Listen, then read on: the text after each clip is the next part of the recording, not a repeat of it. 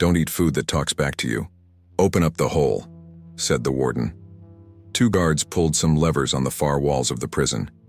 The mechanism opened a massive steel trapdoor in the middle of the yard. The hole. A type of punishment not uncommon around the prisons of that century. The prisoner looked at the warden, then he stared down at the dark abyss with despair. He looked back at the warden. Not a word was said, but it was clear that he was begging for mercy. "Don't worry, son," said the warden with a compassionate voice. "Your time in there will be short. A week will fly by. You won't be alone either. There is another man down there, been in the dark for longer than you have, and he seems quite all right to me." They tied a rope around the prisoner's waist and slowly lowered him into darkness. The doors closed.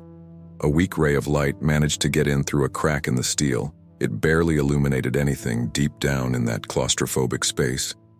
The prisoner could only make out the outlines of the objects around him. A ditch to do his necessities, a water tap that felt rusty to the touch, and the rocky walls. As he sat down on the grimy floor, he heard the sound of faint but labored breathing. He looked up and stared at the darkness in front of him. On the other side of the room, the darker side, where the light couldn't reach, sat a man. Making out his appearance was near impossible, for he would not move away from the shadow. How long have you been here?" said the prisoner.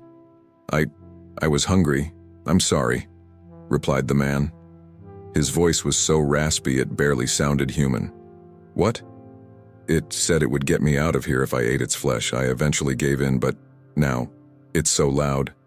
The screams, they won't stop. I'm sorry. I'm sorry." He began to scream. And he screamed for hours, days maybe. Eventually it was quiet. The man stood up, walked up to the prisoner. His skin had been torn off by his nails and he had pulled out most of his hair. There was blood streaming down his body. "Lose all hope," he said. "You will never get out of here. This prison is not for us." "Get away from me," exclaimed the horrified prisoner.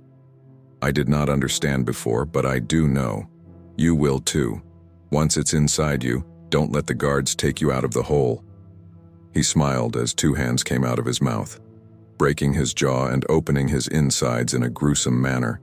Something came out of the man, and the thing looked at him.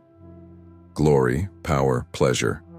All this I will give you, if you grant me freedom." The doors to the hole opened that week. Nothing came out. Nothing human, not in the least.